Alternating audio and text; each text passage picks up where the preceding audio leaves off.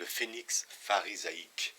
C'est là qu'arrive le paradoxe familier et récurrent. La catastrophe de Judée, qui arriva quelques décennies après la mort de Jésus, fut le triomphe des pharisiens, car elle les rendit suprêmes dans la communauté juive par la crucifixion de Jésus. Ils se débarrassèrent d'un prophète et rêveur qui aurait jeté leur loi à terre. Les brèves années qui restaient à la Judée les débarrassèrent de tous les autres partis qui luttaient contre eux pour le pouvoir sous cette loi. Après la mort de Jésus, les pharisiens, selon l'encyclopédie juive, trouvèrent un soutien et ami, entre guillemets, en la personne du dernier roi hérodien de Judée, Agrippa Ier. Agrippa les aida à se débarrasser des Sadducéens, qui disparurent de la scène judéenne, et laissant toutes les affaires entre les mains des pharisiens, dont la plainte concernant le lignage éduméen semble par conséquent peu fondée, et devinrent ainsi tout-puissants à Jérusalem, comme les Lévites après la séparation de Juda d'avec Israël. Et comme lors de ce précédent événement, le désastre s'ensuivit immédiatement, en se relevant, tel un phénix, descendre de tout cela.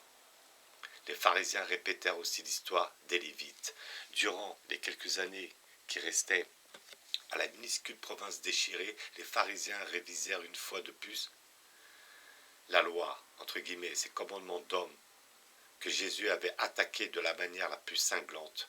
Le docteur Castan dit, ouvrez les guillemets, la vie juive était régie par les enseignements des pharisiens. Toute l'histoire du judaïsme fut reconstruite à partir du point de vue pharisaïque.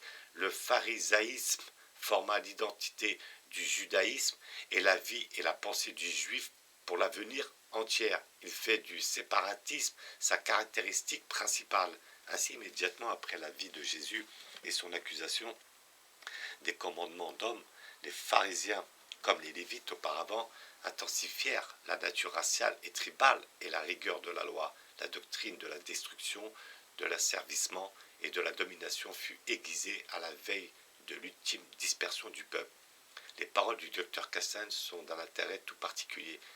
Il avait auparavant déclaré, comme déjà cité, qu'après que Néhémie eut infligé la nouvelle alliance aux judaïstes, la Torah reçut une mise au point, entre guillemets, finale, et qu'aucun mot ne devait en être changé par la suite, depuis au temps de cette reconstruction pharisaïque.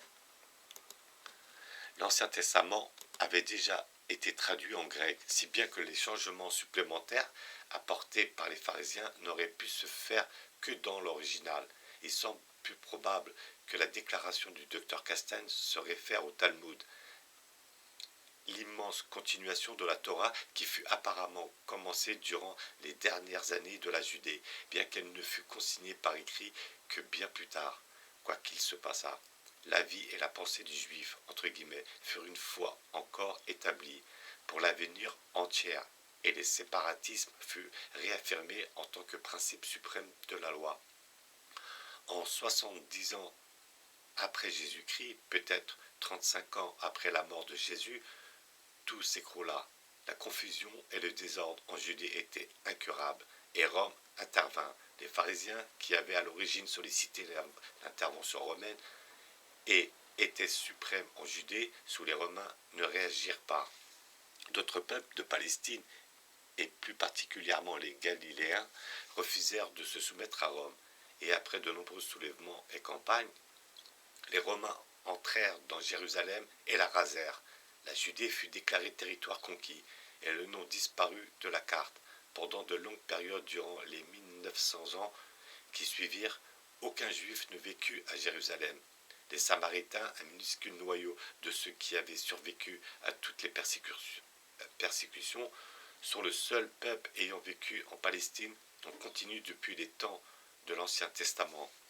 Le docteur Castan appelle les 70 ans qui se terminèrent par la destruction romaine de Jérusalem, entre guillemets, l'âge héroïque, sans doute à cause du triomphe pharisaïque sur tous les autres dans la lutte pour l'âme du judaïsme. Il pourrait difficilement vouloir appliquer cet objectif au combat contre les Romains, puisqu'il fut mené en grande partie par les étrangers galiléens, dont il n'est guère l'administrateur.